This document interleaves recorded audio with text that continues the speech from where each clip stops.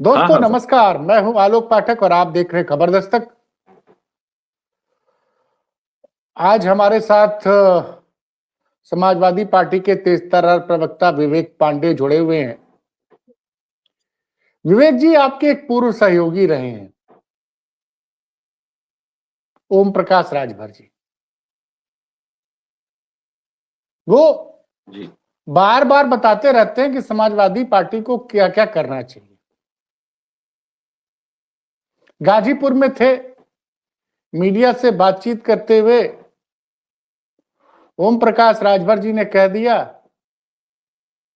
जो पहली बात उन्होंने कही कि समाजवादी पार्टी के नेता शिवपाल यादव जी ने बयान दिया था जब 52 विधायकों की बैठक हुई थी, ब्राह्मण विधायकों की भाजपा के, कि आप लोग सपा की तरफ आ जाइए। तो कह शिवपाल यादव जी एक काम करें, 2027 में 400 में 300 सीटों पे ब्राह्मणों को चुनाव लड़ा दे, पहली बात। और 2027 के लिए यादव की जगह, अखिलेश यादव की जगह किसी ब्राह्मण नेता को मुख्यमंत्री का चेहरा बना दे। तो इस पे जरा मैं पहला रिएक्शन लेना चाहूंगा विवेक जी, क्योंकि वो बार बार आरोप लगाते हैं कि समाजवादी पार्टी 4 बार सरकार बनी है, चारों बार, 3 बार मुलायम सिंह यादव मुख्यमंत्री बने, 1 बार अखिलेश यादव। उनका कहना, इसके पहले उन्होंने मुसलमानों को लेके भी कहा था कि 27 से मुसलमानों को किसी एक मुसलमान को मुख्यमंत्री पद का उम्मीदवार घोषित कर दिया, आज ब्राह्मण। मैं जानना चाह रहा हूं, क्या वो आपकी पार्टी में इतना इंटरेस्ट क्यों ले रहे हैं ओम प्रकाश राजभर जी? देखिए, पहले तो मंच पे उपस्थित आपको, आपके दर्शकों को, सभी को मेरा प्रणाम, नववर्ष की बहुत बहुत शुभकामनाएं। और मैं प्रार्थना करूंगा कि आपका चैनल यूं ही ज्वलंत मुद्दों को और कठिन और कठोर विषयों के मुद्दों को इसी तरह से उठाता रहे। देखिए, अभी आदरणीय ओम प्रकाश राजभर जी के साथ एक बहुत बड़ी समस्या है। या तो वो मानसिक दिवालियेपन के शिकार हैं, या तो वास्तविकता यह है कि वो कहीं ना कहीं पुनः राजनीतिक अवसर तलाशने की कवायद में लग चुके हैं। ओम प्रकाश राजभर जी का अगर आप इतिहास देखिए तो जितने चुनाव उत्तर प्रदेश में होते हैं, उतनी बार उनकी भाषा, उनका दल, उनकी संगठन की महत्वता हर बार बदल जाती है, आवश्यकताएं भी बदल जाती हैं। अभी ओम प्रकाश राजभर जी जो समाजवादी पार्टी को आलोचित करने का प्रयास कर रहे हैं, अभी उनके प्रदेश कार्यालय में नवनियुक्त पदाधिकारियों की एक सूची जारी की गई है। ये सूची है 2/6/2025 की, जिसमें कि प्रदेश महासचिव, प्रदेश सचिव जैसे, प्रदेश उपाध्यक्ष जैसे बड़े बड़े पदों से नामित किया गया लोगों को। और इसमें 25 लोगों की सूची में मुझे सिर्फ और सिर्फ एक दिखते हैं, शैलेंद्र कुमार, एडवोकेट राघवेंद्र पांडे, प्रदेश उपाध्यक्ष अधिवक्ता प्रकोष्ठ। और एक दिखते हैं अमरमणि त्रिपाठी, जिला सचिव युवा मंच बस्ती। 25 में 2। अब आप सोचिए, ब्राह्मणों पे चिंता वो जाहिर कर रहा है जिसके खुद के संगठन में ब्राह्मणों की कोई हिस्सेदारी, भागीदारी नहीं है। मैं आपको बड़े विश्वास के साथ और बड़ी, वो तो ये कह रहे हैं ना कि शिवपाल यादव ने कहा कि जो भी भाजपा के ब्राह्मण नाराज विधायक हैं वो सपा में आ जाए, उनका स्वागत है। बुलाने तो आपके नेता गए थे ना सर। देखिए, ब्राह्मण महासभा के आदरणीय राजेंद्र जी ने भी ये बात स्पष्ट की है मंचों पे कि जितना सम्मान ब्राह्मणों को नेताजी ने दिया, जितना सम्मान समाजवादी पार्टी ने दिया, उतना सम्मान किसी भी राजनीतिक दल में नहीं मिलता। ये ब्राह्मण संगठन चलाने वाले सबसे पुराने ब्राह्मण संगठन के अग्रज कहते हैं। और एक चीज समझना पड़ेगा, देखिए, समय के साथ राजनीतिक आवश्यकताएं और महत्वताएं बदलती हैं। जो हमारे नेताजी के समय जो सबसे मुख्य धारा की राजनीति थी, जैसे जो प्रचलित किया जाता है कि वो एम वाई समीकरण था, आदरणीय अखिलेश यादव जी ने उसको 4 कदम आगे बढ़ करके प्रोग्रेसिव पॉलिटिक्स के अनुसार वर्तमान मॉडर्न एरा की राजनीति में पीडीए से जोड़ करके उसको आगे बढ़ाने का काम किया। सबसे बड़ी बात यह है कि पिछड़ा, दलित, अल्पसंख्यक, ब्राह्मण, जिस वर्ग की उपेक्षा लगातार की जा रही थी, एक मोमेंट चला था, आपको तो याद ही होगा चूंकि आप लोग बहुत पुराने पत्रकार हैं, एक मोमेंट चला था जब अम्बेडकरवादी और अम्बेडकरवादी विचारधारा की बात करके पूरी तरह से, मुझे लगता है, राजनीतिक परिप्रेक्ष्य को बदल दिया गया था। तो आदरणीय नेताजी ने उस राजनीति को पूरी तरह से पोषित किया, लेकिन आदरणीय अखिलेश यादव जी ने वर्तमान मॉडर्न एरा की पॉलिटिक्स में उसको आगे बढ़ाते हुए पीडीए के नारे को आगे बढ़ाने का काम किया। नेताजी जो थे वो पहलवान थे। देखिए, आपको तो पता ही है, वो चूंकि जो पॉलिटिक्स करते थे वो साइकिल से घर घर जाकर के प्रचार प्रसार करना, अपनी पार्टी की नीतियों को पहुंचाना। आदरणीय अखिलेश यादव जी ने इसको डिजिटल परिप्रेक्ष्य में पॉलिटिक्स को आगे बढ़ाते हुए समाजवादी पार्टी को हाईटेक करने का काम किया है, जिसमें डेटा एनालिटिक्स से लेकर के हाईटेक प्रचार को प्राथमिकता दी गई है। सोशल मीडिया, लैपटॉप जैसी संयंत्र बांटे गए हैं ताकि लोग संयंत्र मतलब टेक्नोलॉजी से जुड़ सके और पार्टी की विचारधारा कम समय में लोगों तक पहुंच सके। तो ये कहीं ना कहीं difference of opinion, difference of generation होता अरे है। विवेक जी देखिए, आप हमको घुमा रहे हैं। ओम प्रकाश राजभर जी कह रहे हैं कि 4 बार आपकी सरकार बनी, चारों बार 3 बार मुलायम सिंह यादव बने, 1 बार अखिलेश यादव बने। तो भाई ब्राह्मण को आप मुख्यमंत्री, और सही बात है, पिछले अंतिम ब्राह्मण मुख्यमंत्री नरेंद्र तिवारी थे 1989 में। उसके बाद आज तक अगर मैं देखा जाए तो 36 सालों में कोई ब्राह्मण मुख्यमंत्री नहीं बना। 37 सालों में। अब इस बीच में सपा ने 4 बार सरकार बनाई और बहुजन समाज पार्टी ने भी बनाई 4 बार सरकार, और बीजेपी जो है 3 बार सरकार बनाई, 4 बार बीजेपी ने भी बनाई। लेकिन ब्राह्मण मुख्यमंत्री तो कोई भी दल नहीं दे पाया कांग्रेस छोड़ के। नहीं, ऐसा नहीं है। देखिए, मैंने कहा ना आपको, समय के साथ राजनीतिक आवश्यकताएं बदली, समय के साथ राजनीतिक विचारधारा बदली, समय के साथ राजनीतिक संगम बदला, और ब्राह्मणों ने कभी भी इस बात की शिकायत ब्राह्मणों ने नहीं की कि उनको समाजवादी पार्टी ने मुख्यमंत्री नहीं बनाया। चूंकि कांग्रेस का जो दौर था, कांग्रेस के दौर में चूंकि आप गांधी परिवार से अगर देखिए तो जिस तरह से पंडित जवाहरलाल नेहरू जी ने एक परंपरा और परिपाटी को शुरू किया, ब्राह्मण चूंकि देखिए हमेशा से एक सचेतन वर्ग रहा है, और कांग्रेस से ही विखंडन होते हुए अन्य दल में लोग गए। इस सत्य को कोई नकार नहीं सकता। चूंकि शुरुआती दौर का अगर आप राजनीतिक परिप्रेक्ष्य देखेंगे, आजादी के दौर का, तो उस समय तो कांग्रेस होती थी, कांग्रेस सेवा दल हुआ करती थी। अब वो इकाइयां भी बदल गई हैं काफी हद तक। और सबसे बड़ी बात यह है कि ब्राह्मण जब विभाजित हुआ है तो ब्राह्मण अपनी सहूलियत के हिसाब से विभाजित होता गया। समाजवादी पार्टी की अगर आपने बात की तो समाजवादी पार्टी में मैं आपको ऐसे दर्जनों ब्राह्मणों के नाम गिना दूं जो सरकार रहे या ना रहे लेकिन हमेशा प्रभाव में रहते हैं और सब समाजवादी पार्टी से जुड़े हुए लोग हैं। समाजवादी पार्टी ने ही फिर ऐसा क्यों हुआ विवेक जी कि आपकी पार्टी से 3 बार के विधायक मनोज पांडे जी, अंबेडकर नगर वाले पांडे जी, और एक सज्जन जो उरई जालौन कहीं के हैं विधायक, ये 3 ब्राह्मण विधायकों ने पार्टी के खिलाफ एक तरह से विद्रोह कर दिया और वो चले गए राज्यसभा उपचुनाव में भाजपा की तरफ। नहीं, ठीक है। देखिए, अगर कोई पार्टी की सैद्धांतिक नीतियों के परिप्रेक्ष्य में जाकर के अगर अपनी बातों को भी मीडिया में स्पष्ट नहीं रख पा रहा है कि वो क्यों छोड़ रहा है पार्टी, या क्यों उसका हृदय परिवर्तन हो गया अचानक से, क्यों उसकी आत्मा की आवाज बदल गई, तो ये कहीं ना कहीं कमी या खामी उसकी विचारधारा में, उसकी नीयत में, उसकी सोच में, उसके स्वभाव में आ गई। भाई कहीं ना कहीं वो कहते हैं ना, मिक्सिंग तो कहीं भी कर दी जाती है, कभी भी मिलावट कहीं भी हो सकती है। अब वो अगर मिलावट के शिकार हुए हैं तो उसका परिणाम भी उनको मिलना है। सब तो इंतजार तो कर रहे हैं कि कैबिनेट विस्तार होने जा रहा है, अभी देख लीजिएगा, परिणाम आ जाएगा कुछ दिन में। किसको कितना लड्डू मिलता है, किसको कितना प्रसाद मिलता है अयोध्या का, सब सारी वास्तविकता सामने आ जाएगी। मेरा सिर्फ ये कहना है, समाजवादी पार्टी एक ऐसी पार्टी है जिसमें, आपने बहुत अच्छा एक सवाल पूछा, पहले उसका मैं जवाब दे दूं कि क्यों ब्राह्मण नहीं। देखिए, समाजवादी पार्टी ने नेताजी की स्वीकार्यता को स्वीकार किया, ब्राह्मणों ने नेताजी की स्वीकार्यता को स्वयं स्वीकार किया। आदरणीय अखिलेश यादव जी की स्वीकार्यता को ब्राह्मण नेताओं ने समाजवादी पार्टी के स्वयं स्वीकार किया।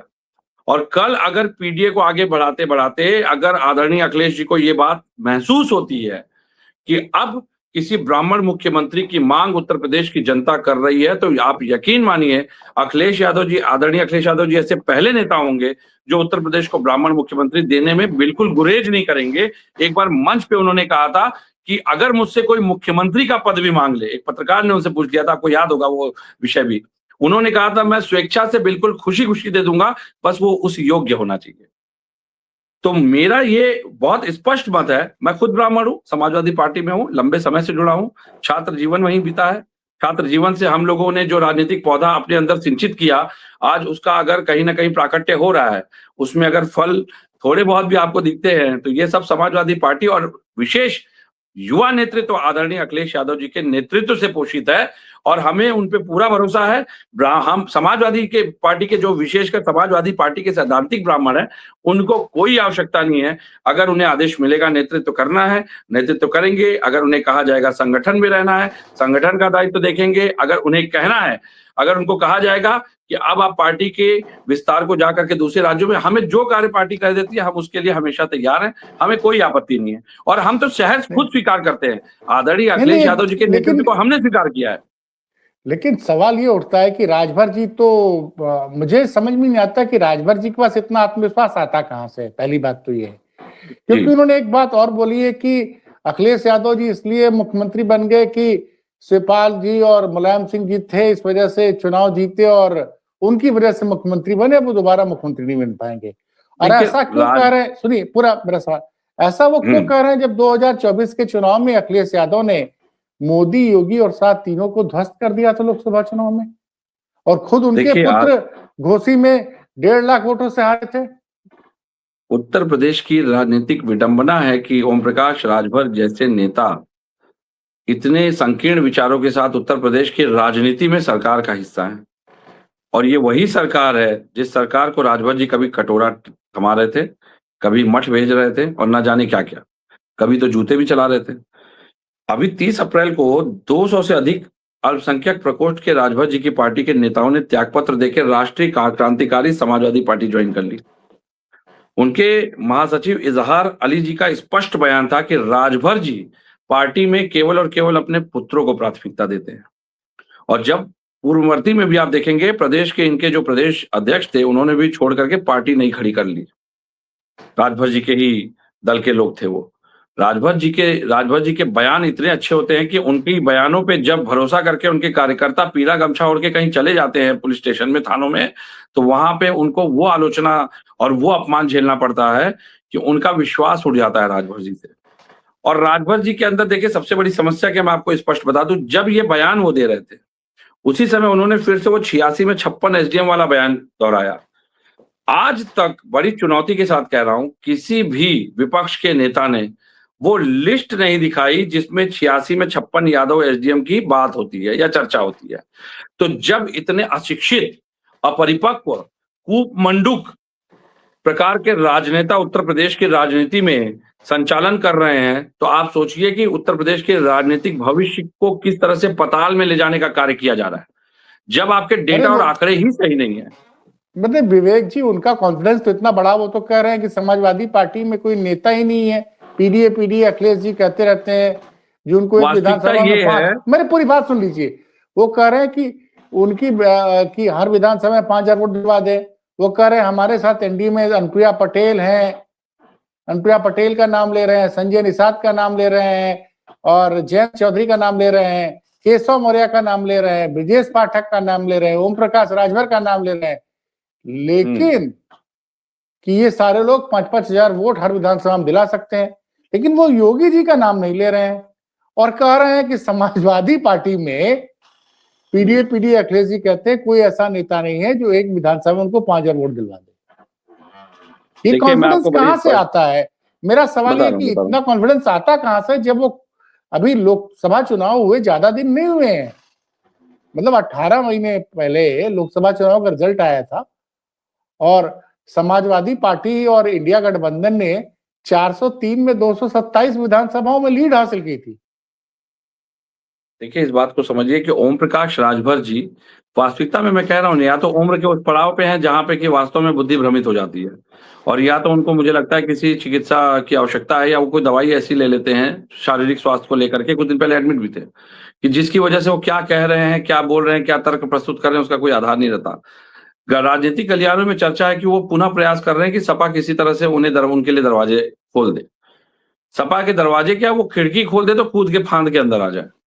लेकिन बड़ा स्पष्ट ये मत है मेरा कि ओम प्रकाश राजभर की वो जानबूझ के ऐसे बयान दे रहे हैं ताकि समाजवादी पार्टी में इसके साथ उनका गठबंधन हो सके। प्रयास उनका जारी है, क्योंकि हवा का रुख पहचानने में कहीं ना कहीं बहुत सटीक उनका आकलन रहता है। वो देख रहे हैं कि 2027 के आगामी चुनाव और जिस तरह से भाजपा गलतियों पे गलतियां कर रही है, भाजपा जिस तरह से कानून व्यवस्था के नैरेटिव पे ध्वस्त हो रही है, उनको भी इस बात का एहसास हो चुका है कि उनके पुत्रों को कहीं ना कहीं स्टैब्लिश करने के लिए, स्थायित्व देने के लिए उनको पुनः समाजवादी पार्टी के ही सहारे की आवश्यकता पड़ेगी। लेकिन अब ये तो देखिए स्थिति और निर्णय आदरणीय अखिलेश यादव जी और जो हमारे परिपक्व नेतागण हैं, जो वरिष्ठ हमारे प्रतिनिधि मंडल के लोग हैं, वो निर्णय लेते हैं इन सब बातों का। लेकिन मैं एक बात स्पष्ट कर दूं कि आदरणीय राजभर जी की स्थिति ये है, आज तक आपने उनको अपने मंत्रिमंडल के किसी नेता, अपने किसी भी पार्टी के नेता के साथ, योगी जी के साथ कहिए, चाहे केंद्र के नेताओं के साथ कभी मिलते हुए नहीं देखा होगा। उनके पार्टी में सिर्फ वो और उनके पुत्र को छोड़ करके मुझे लगता है किसी की इतनी भी हैसियत नहीं है कि उसको कहीं प्रतिनिधित्व भी दिया जा सके। और एक बात देखिए, आदरणीय राजभर जी ने बहुत अच्छी चिंता जताई ब्राह्मणों को लेके। जरा अपनी पार्टी के आंकड़े रख देते सबसे पहले। पहले अपनी पार्टी के आंकड़े रख देते कि उनकी पार्टी में कितने लोग हैं जो कि ब्राह्मण हैं और उनको अच्छे पदों पे सुशोभित किया गया। स्वयं पिछड़ों की राजनीति करते हैं ओम प्रकाश राजभर जी, लेकिन समाजवादी पार्टी जो प्रमुख मुद्दों पे आवाज बुलंद करती है, 69 शिक्षक भर्ती को लेकर के राजभर जी का क्या स्टैंड रहा? आज तक वो मामला सुलझ नहीं पाया। पहली बार उत्तर प्रदेश सरकार को यह पत्र जारी करना पड़ा कि 27% आरक्षण को सही रूप से लागू किया जाए। इसका मतलब क्या ये सरकार स्वीकार कर रही थी कि अभी तक के कार्यकाल में आरक्षण सही रूप से लागू नहीं किया जा रहा था? समाजवादी पार्टी मुद्दों की राजनीति करती है और सत्ता में बैठ करके प्रचार प्रसार और सूचना तंत्र के माध्यम से जो करोड़ों रुपए पानी की तरफ प्रचार विज्ञापन पे बहाए जा रहे हैं प्रायोजित तरीके से, उनका उद्देश्य ये नहीं है कि सरकार की नीतियों को जनता तक पहुंचाना। उनका उद्देश्य मात्र और मात्र इतना है कि विपक्ष की आलोचना में समय खराब करो, विपक्ष की आलोचना में पूरा दिमाग लगाओ, ताकि लोगों तक सत्य न जा सके कि सरकार की कमियां कहां है। और राजभर जी उसका एक अभिन्न अंग है। राजभर जी से कभी कभी बयान दिलवा दिया जाता है, कभी कभी वो स्वयं बयान दे देते हैं। राजभर जी तो वो हैं जिन्होंने अपने ही पार्टी के विधायक को नकार दिया था, आपको याद है? राजभर जी तो घोसी के अपने उनको नकार चुके थे और बाद में कहते हैं कि अरे नहीं वो तो मेरा विधायक है। सदन में दिखाने के लिए आंकड़े आप कर रहे हैं। अरे अंसारी परिवार, अंसारी जी के सुपुत्र जो हैं अब्बास जी की, भाई उनको तो नकार दिया था और बाद में जब आंकड़े जुड़वाने की बात आई, गठबंधन की बात आई, तो उनको जोड़ लिया अपने आंकड़ों में। तो राजभर जी की विश्वसनीयता उत्तर प्रदेश की राजनीति में नहीं है। हाँ, राजनीतिक मनोरंजन आपको लेना हो, राजनीतिक आपको हाथ से देखना हो, व्यंग्यात्मक आपको थोड़ा माहौल बनाना हो, तो राजभर जी के बयान चला करके थोड़ी देर आप 4 लोगों के साथ चर्चा राजनीति की कर लीजिए, थोड़ा एक अच्छा माहौल बन जाता है, थोड़ा सा वहां पे माहौल हल्का हो जाता है। उनके बयान ऐसे होते हैं कि आदमी को स्वयं हंसी आ जाती है। नहीं, मैं तो खुद सोचता हूं कि जब मैंने राजभर जी को बहुत नजदीक से देखा था 2021-22 में, जब मैं चुनाव की कवरेज में रिपोर्टिंग के लिए गया था, तो बहुत जगह मैंने देखा था जिस तरह से वो अखिलेश जी के साथ खड़े रहते थे और तमाम बातें किया करते थे। और अब वो कह रहे हैं कि गाजीपुर में पिछली बार 7 की 7 सीटें सपा और गठबंधन में जीती थी, इस बार वो नहीं जीत पाएंगे, आटे दाल का भाव पता चल जाएगा। अब बताइए कितना हल्का तर्क है। अभी हमने बाटी चोखा का कार्यक्रम आयोजित किया था पार्टी कार्यालय में। हमारे सारे जितने भी पदाधिकारी, नेता, कार्यकर्ता जो भी वहां उपस्थित हो सके, आदरणीय पत्रकार महोदय जितने भी थे, सभी ने उसका आनंद लिया, संभोज हुआ। राजभर जी तो एक ऐसे पार्टी के साथ हैं, कम से कम ऐसे घटक दल में हैं जहां पर की बैठक पर भी प्रतिबंध है। संविधान विरोधी कार्य अनुच्छेद 21 का हनन है पूरी तरह से उस पार्टी में। पहली बात, व्यक्तिगत स्वतंत्रता अभिव्यक्ति है ही नहीं किसी की, पार्टी के अनुसार आपको बोलना है, लेकिन वो सिर्फ एक वर्ग के लिए है। जिस वर्ग की बात आज राजभर जी कर रहे हैं वो ब्राह्मण वर्ग। राजभर जी ने ब्राह्मणों के मुद्दे पे कितना प्रखर मुखर होकर के पार्टी का, एनडीए घटक का विरोध कर दिया या उनकी नीतियों का विरोध कर दिया। वास्तविकता यह है कि देखिए, राजभर जी चाहते तो अपने आप को एक अच्छे से स्थापित कर सकते थे राजनीति में। आज उनकी और उनकी पार्टी की जो दुर्दशा है, उसका मात्र और मात्र कारण ये है कि उनको स्वयं पे भरोसा नहीं है, और उससे ज्यादा वो जिस पे गठबंधन करते हैं, वो गठबंधन में भरोसा नहीं जीत पाते किसी का। आप देखिए, बिहार चुनाव हुआ, बिहार चले गए लड़ने, तो भाई एनडीए को तो आंख वही दिखा रहे हैं, क्योंकि असहज स्थिति में वो जानते हैं कि उनको इस बार एनडीए उतनी भी सीट नहीं देगी जितनी पिछली बार दे रही थी। तो उन्होंने, उनकी एक बात तो सही साबित हो गई, तो उन्होंने कहा कि जब कोई सीट ये 500 वोट से हारेंगे तब समझ में आएगा। और एक सीट ऐसी थी जहां पे राजभर जी का प्रत्याशी 2000 वोटों से 2000 वोट के करीब पाया था, और वो सीट एनडीए 500-600 वोटों से हार गई थी। देखिए, एक बात तो सत्य है कि राजभर जी चूंकि एनडीए का घटक दल है, भाई इस समय कैबिनेट में भी हैं शायद, और जिस कैबिनेट में है वो शायद नहीं, विभाग का तो अभी तक भगवान जब तक हम लोग रिकॉर्ड कर रहे हैं तब तक कैबिनेट मंत्री हैं अभी तक तो साहब। है, इसीलिए मैंने कहा क्योंकि कैबिनेट में कभी भी बदलाव हो सकता है, भाजपा कभी भी कर देती है, अभी तक तो है इसीलिए। और सबसे बड़ी बात यह है कि जिस विभाग के हैं जब वो हटेंगे उस विभाग से तो उस विभाग का तो भगवान ही मालिक होगा, क्योंकि जब सीएजी ऑडिट करेगी तो उसमें क्या निकलता है क्या नहीं, वो तो राजनीतिक गलियारों में चर्चाएं शुरू हो गई हैं कई विभागों की। लेकिन एक बात मैं स्पष्ट रूप से कहूंगा, राजनीति में रह करके राजभर जी ने देखिए वहां पे 2 लड़कों की तारीफ भी की थी बिहार चुनाव में। तो वो तारीफ, वो समीकरण बराबर बैलेंसिंग करके चलने का प्रयास करते हैं कि कल को मैं यहाँ भी बुरा ना बनूं, कल को यहाँ भी बुरा ना बनूं, कल को दरवाजे यहाँ भी मौका मिल जाए, यहाँ भी बाटी चोखा मिल जाए और थोड़ी बहुत चटनी अगर बच गई हो तो यहाँ भी मैं चाट लूं। तो राजभर जी का ये स्वभाव है, मुझे जितना मैं समझ पाया उनको अभी तक। अब उनके आदरणीय सुपुत्रों को देख लीजिए, कभी बैठेंगे डिबेट में तो ऐसी ऐसी बातें कर देंगे जो देख के ऐसे आश्चर्य होता है कि बताइए इनकी पार्टी पूरे प्रदेश में इस स्तर की नहीं और इनकी बातें आसमान में जा रही हैं। लेकिन सबसे बड़ी बात ये समझिए कि आदरणीय राजभर जी ने जो भी बातें कही वो केवल और केवल एक मीडिया का अटेंशन, आदरणीय अखिलेश जी का अटेंशन या शिवपाल जी का अटेंशन लेने के लिए की, ताकि उनसे दोबारा किसी तरह से वो बात कर सके। लेकिन मुझे लगता है कि जिस स्थिति में आज आदरणीय राजभर जी हैं, उनकी पार्टी 27 के बाद शायद दिख जाए अगर, तो बताइए, मुझे लगता है उनकी पार्टी का भी विखंडन हो जाएगा जैसे महाराष्ट्र में शिवसेना का कर दिया इन लोगों ने। तो आप कह रहे हैं कि 27 के चुनाव के बाद राजभर जी की पार्टी बचेगी नहीं? मेरा इतिहास पूरा का हिस्सा यकीन बने। है, मेरा पूरा यकीन है। देखिए राजभर जी से तो ज्यादा अच्छी स्थिति में कम से कम आरएलडी वाले दिखाई देते हैं। आप राष्ट्रीय लोकदल की स्थिति देखिए, जयंत जी कम से कम केंद्र में है, लेकिन राजभर जी की स्थिति तो समझिए कि राजभर जी को किस तरह से पद मिला, राजभर जी को किस तरीके से योगी जी से उनका संवाद हुआ, सब सार्वजनिक मंचों पे है। नहीं, ये तो और सही किस बात है स्थिति कि में हाँ नहीं, ये आप बिल्कुल सही कह रहे हैं। दर्शकों को याद दिला दूं कि जुलाई 2023 में जब राजभर जी सपा छोड़कर बीजेपी के साथ गठबंधन किए थे तो बोले थे कि मैं जल्द ही कैबिनेट मंत्री बनूंगा, और कैबिनेट मंत्री की शपथ वो तब ले पाए चुनाव की घोषणा के 1 हफ्ते पहले। पूरे 8 महीने राजभर जी को इंतजार करना पड़ा। लेकिन राजभर जी ने एक बात और कही थी कि जब तक मैं मंत्री नहीं बनूंगा चुनाव की घोषणा नहीं होगी। खैर नहीं, देखिए चुनाव की घोषणा तो एक समयावधि की बात है, और दिल्ली का चूंकि दबाव था, आप भी जानते हैं, चूंकि राजनीतिक गलियारे में सभी को पता है, दिल्ली का दबाव ना होता तो राजभर जी को जो मिला वो भी नहीं मिलता और नहीं इसीलिए मिलता। उन्होंने मैं आपको अभी बता, इसीलिए उन्होंने जिन नेताओं का नाम लिया कि एनडीए के पास मजबूत नेता, उसमें योगी जी का नाम नहीं लिया। उस पूरी लिस्ट में योगी जी का नाम नहीं है। उन्होंने बड़ी संजय निषाद का जिम्मेदारी से लिया, अनुप्रिया पटेल का लिया, उन्होंने जयंत चौधरी का लिया, उन्होंने केशव मौर्य के, उन्होंने ब्रजेश पाठक का नाम लिया, अपना नाम लिया। देखिए लेकिन मैं आपको बड़ी जिम्मेदारी से बता रहा हूं कि वास्तविकता में अगर मौजूदा सरकार की बात भाजपा की करें तो योगी जी के खिलाफ जितना नैरेटिव और जितना भी गुटबंदी का प्रयास चल रहा है वो सब यही गुट है। संजय निषाद ले लीजिए, अपना दल ले लीजिए, चाहे राजभर जी लीजिए, तो मुझे लगता है कि ये बात तो इनके आंतरिक, चूंकि एनडीए के आंतरिक घटक की बात है, लेकिन कहीं ना कहीं दिल्ली की बिसात के अगर शतरंज के सिपाही हैं तो ओम प्रकाश राजभर जी आज उस महत्वपूर्ण स्थिति में इसलिए हैं क्योंकि ओम प्रकाश राजभर जी प्रणाम करने में तत्काल पीछे नहीं हटते, प्रणाम करने में सबसे आगे रहते हैं। मैंने कई दृश्य इनके ऐसे देखे हैं जिसको देख के समझ में आता है कि चरण वंदन करना ओम प्रकाश राजभर जी से बेहतर किसी को नहीं आता।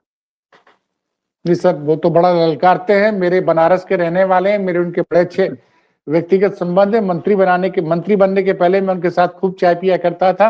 पहले ना सर, यही तो बात है। उसके बाद से मैं उनके गया ही नहीं। देखिए मैं ये चीज कह दूं सार्वजनिक मंच से कि उसके बाद मैं उधर जा नहीं पाया, लेकिन हाँ, अरविंद राजभर जी से मुलाकात हुई थी।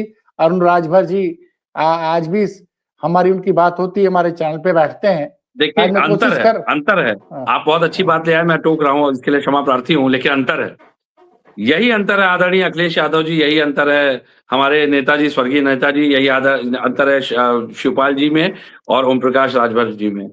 कई पत्रकारों को आज भी ये लोग स्वयं फोन करके हालचाल लेते हैं, लेकिन नेता बनने के बाद जिस तरह की स्थिति में राजभर जी है, नहीं मेरी बात देखिए, मेरी अरुण राजभर जी से बात होती है, अरविंद राजभर जी से बात होती है, ऐसा कुछ नहीं है। तो चलिए अंत में बस एक सवाल ये रहा कि ब्राह्मणों को अपने पाले में लाने के लिए समाजवादी पार्टी जगह जगह बाटी चोखा का कार्यक्रम करा रही है। आज पूजा शुक्ला ने लखनऊ उत्तरी में किया, पवन पांडे जो बड़ा चेहरा है ब्राह्मण राजनीति का, उन्होंने अयोध्या में किया था। तो ये क्या सिर्फ ब्राह्मणों के लिए इस तरह की बाटी चोखा का आयोजन किया जा रहा है कि इसमें सभी समाज के लोग? मैं आपको बड़ी जिम्मेदारी से एक बात स्पष्ट कर दूं, हमने संभोज किया, सरभोज किया। और ये उत्तर प्रदेश में जो ब्राह्मणों की बात आई है, चूंकि ये विषय आप ले आए तो अब इस पे जवाब देना आवश्यक है। जो ब्राह्मणों की बात आई है वो सपा के निमंत्रण बनाम भाजपा के नियंत्रण की लड़ाई है। ये बात अच्छा, तो प्रबुद्ध वर्ग को समझना है। सपा के निमंत्रण बनाम भाजपा के नियंत्रण की लड़ाई चल रही है उत्तर प्रदेश में।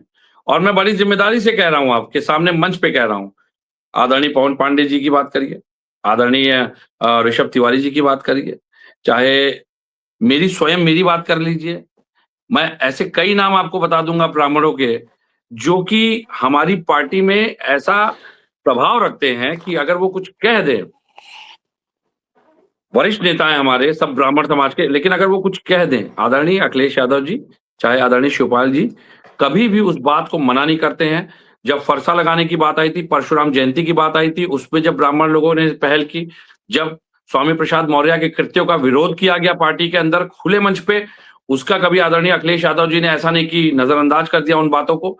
और लगातार ब्राह्मण समाज की स्थिति उत्तर प्रदेश में, अगर समाजवादी पार्टी में आप देखिए, मैं तो कह रहा हूं ना, डिप्टी सीएम है भाजपा के, वो भी ब्राह्मण है।